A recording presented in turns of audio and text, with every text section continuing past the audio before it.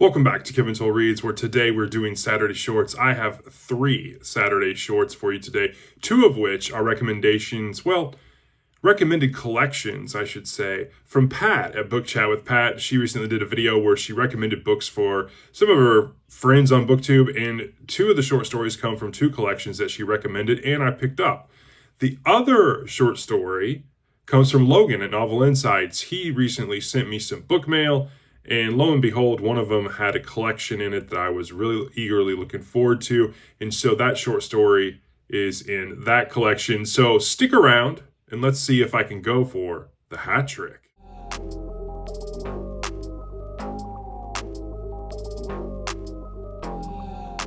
So as I mentioned, I have 3 short stories. We're going to start with this collection, The Golden Apples of the Sun by Ray Bradbury.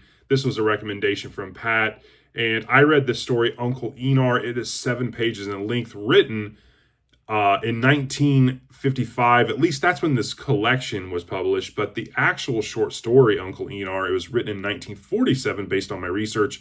It is kind of a fantasy story in a way. But the summary of this is Uncle Enar has green wings and he can fly. That doesn't stop Brunella from helping him, and especially when he needed it. This is kind of a story that delves into a backstory where you learn about Uncle Enar and how he became a permanent fixture in Melontown, Illinois, as well as Brunella's life. And yeah, that's the summary I can give, because I feel like if I give any more, you're going to know the whole story. It's only 7 pages at length. I'm really not trying to be a tease here. That's just, I just don't feel more comfortable giving you anything else than that. But let's talk about what I did like. There is a little more tidbits there. Brunella is a great character. I really thought Uncle Enar was going to be the character that would, in my opinion, carry the story. He is the main character. But Brunella really kind of carried the story for me and kind of kept it all gelled together, in my opinion. She was kind of like the glue that kept everything together. Uncle Enar and his wings are very interesting. I like the backstory. I thought it was really good. I like how Bradbury structured this short story. I think if he would have structured it differently, how you get the jarring part about Uncle Enar, and then slowly you get the backstory about Brunella finding him, and then I think if he would have structured this differently, it wouldn't have been near as good as a read. And he kind of had to, based on the length as well. I'm always a sucker for stories that are in Illinois. Millentown, Illinois is not an actual town in Illinois, by the way. I did look that up, and I had to, and we'll get to that soon. I love, again, the details surrounding how Uncle Enar becomes stuck in the United States, and how he can't fly at night, and you'll learn about that if you read this, and that's all I'm going to say. So let's talk about criticisms. It's a tad on the short side for me. I like my short stories to be 15, 30 pages in length. Again, that depends on the author, depends on the premise of the short story, how well it's crafted and all that jazz, but this one's on a little bit of a shorter side for me. The ending is pretty anticlimactic. I was kind of wanting something a little more conflict to drive a notable ending. I thought this one was just kind of, yeah. In terms of excerpts, there's a couple. They had children. At first there was fear, all on his part, that they'd be winged. And another one was, he flexed his wings to their greatest propulsion in plundering. Whoom! They slammed like cymbals. The children fell flat in the backwash. In terms of rating and overall, I give this a 3.5. I think it's just a good short story. It's not great or really good. It's in that kind of just, hey, I don't feel bad that I read it. Obviously, it's 7 pages, so it didn't take me long. It's an enjoyable premise. The prose is good. I really like Brunella as a character, so there's a lot to like, even for 7 pages. And that's my take on Uncle Enar by Ray Bradbury. On to the next one. So my next short story is another one that was a book collection recommendation from Pat at Book Chat with Pat. This is from the collection, The Best American Short Stories of the Century. And the short story that I picked was The Killers by Ernest Hemingway. I've never read Hemingway before, so when I was going through, this is basically the best short story each year, starting I think in like the 1920 era and then moving through 2020, I believe. And so this is 8 pages in length. It's another short one. Another reason why I went to a third short story this week. This was published in 1927. Again, I've never read Hemingway. And so I was very happy about that. When I was scrolling down the list, I saw Hemingway. I'm like, yep, that's the one.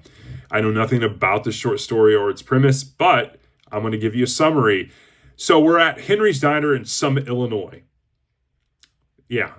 Earlier when I was talking about Melontown, Illinois, I was like, Summit, Illinois. Lo and behold, I know I say lo and behold so much. But there actually is a Summit, Illinois. I looked it up just like I looked up Melontown. Summit, Illinois is up in Cook County. It is a real town, a village. So we're at Henry's Diner in Summit, Illinois. It's ran by a man named George. It's Prohibition times, and 2 men walk into the diner, Max and Al, and they're not your normal customers. And it becomes very apparent in how they talk that what may or may not be on the menu at the diner at 5 o'clock for dinner is of the least of their concerns. They're looking for a man who comes to the diner. He happens to be a boxer, so maybe he did wrong by a fix. And so that's kind of the summary of this.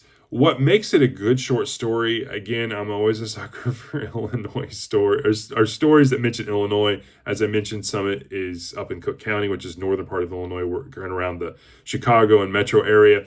The conversations are very short, choppy. They use Bright Boy a lot. Like, what do you think about this, Bright Boy? And it's almost like they're doing that to egg someone on, almost like they're calling a smart aleck. But it's very reminiscent of the times, and I think that's why Hemingway chose to write it that way. I did like the dialogue that way. It created for an interesting dialogue.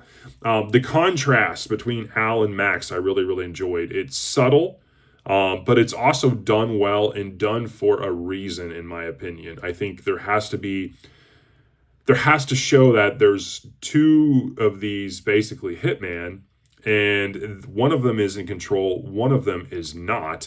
And I really like George, Sam, and Nick. I think they play small roles in the story. George, the owner, Sam is the cook, and Nick happens to be a customer or local. I think their roles slowly ratchet up towards the ending of the story. In terms of criticisms, I have a couple. The use of the derogatory ethnic slur in this story, especially towards the cook, Sam, is unnecessary. I know it's part of the times. I've said this in other stories I've read, especially going back in the early 20s and early 1900s, but it's just not necessary. I don't know why when we do these, I'm not one for censorship, but I don't know why when we do these, I don't know. It just, yeah. The ending was very anticlimactic. Again, I think I have 2 really short stories, and the endings were kind of anticlimactic. This one in particular, though, I think was on purpose, and I think it was Hemingway trying to write an anticlimactic ending on purpose to make it jarring.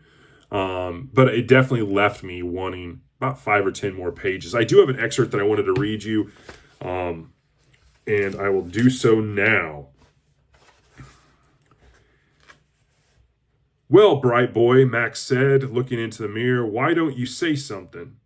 What's it all about?" "Hey, Al," Max called. "Bright Boy wants to know what it's all about. Why don't you tell him?" Al's voice came from the kitchen. "What do you think it's all about?" "I don't know."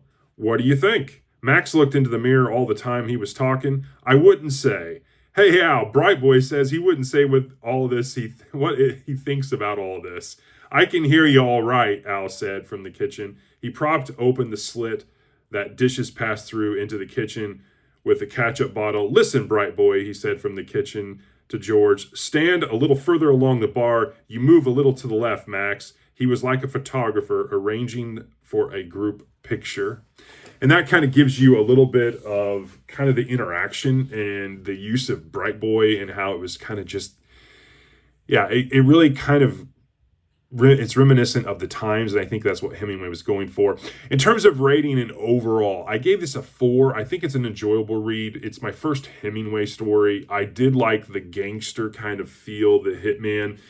I did like the character that is the purpose for them being at the diner, that supposedly frequents the diner, but is not at the diner at that time. And you'll learn as you read this short story. And I thought it was just an interesting short story. I'm glad I read it, and it's my first Hemingway, so I gave it a 4.0. Now, on to my third and final short story. So my third and final short story comes from this collection, Learning to Kill by Ed McBain. I hope you're not surprised by this, but this is part of the book mail I got from Logan at Novel Insights. I was really excited about this. I read First Offense, which is the first story in this collection. This was published in 1955 in the pulp magazine Manhunt. It's 23 pages in length. It's a theme around crime fiction pulp. And a summary of this is we follow Stevie, who is a 17-year-old criminal, first offender from New York City. He's being processed and booked, part of the police procedural intake. And Stevie tries all he can to continue with his bravado, tough guy act. And he's a true adolescent at the age of 17. But he soon realizes he needs to stand interview in front of a panel at the police station with other criminals. And you kind of hear the plights of what's going on through other shady characters. And Stevie, all the while, is trying to bolster himself up to be ready for his turn on the podium. And while this is taking place, Stevie starts striking a conversation up with this bum. And the bum is slowly trying to help Stevie realize, like, hey, you need, to show remorse. This is your first time, try to get out of here. You don't want to be part of this life. And Stevie, in true fashion, may or may not listen to him. And so that is a summary of this. What makes it a good short story? It's really good. Ed McBain's writing is just, there's something about it that just connects with me. At the time of this publication, little fun fact, Evan Hunter had been McBain's legal name for 3 years. So I thought it was really interesting. When I was doing a little bit of research on the publication date, McBain really captures a 17-year-old here, I think, really, really well, all while pushing forward a really interesting tale over 23 pages. I think some of the other petty criminals that we learn about that go through this police panel and getting questioned and try to not answer questions but end up answering questions is all really interesting because it gives us both perspective about other characters as well as kind of the nuances when it comes to police questioning. And I thought that was really, really well done. And it doesn't seem forced. It's very natural, but yet it has its own purpose. I thought the bum in this story was really interesting. He has a name which you will learn. I think there is a huge twist on the end of this story that I think McBain does a really good job of capturing. Again, his prose, his writing style, his formulation of sentences, I just really, really enjoy. There is one excerpt I thought was really interesting, and it goes like, it's an interaction between Stevie and this bum, and it goes like this. What's your name, kid? What's it to you? Don't get smart, punk, or I'll break your arm. My name is Stevie. I'm Jim Skinner. When somebody's trying to give you advice, don't go hip on him. And I thought that was a really interesting dialogue. In terms of rating, I give this a 4.5. McBain is just chef's kiss for me. He really is. I don't know what it is, but I just connect so much with his writing. I've yet to read anything from him that I didn't think was really good. I've read a novella. I've read a short story. I've read 2 novels now in the 87th Precinct series. I really want to do Why You Should Read on Ed McBain, but I just feel like I haven't read enough yet to justify that. But he connects and checks all my boxes for me. He's definitely an author that you're going to hear me talk about more and more on the channel. And that is my take for First Offense by Ed McBain, 4.5 out of 5. And that concludes my Saturday shorts. I want to thank again Pat at Book Chat with Pat for her recommendations, as well as Logan for sending me this as part of his book mail, along with some other books. I really appreciate both of you, and I hope you all have a great rest of your Saturday, and I will talk to you all in the next one. Thanks.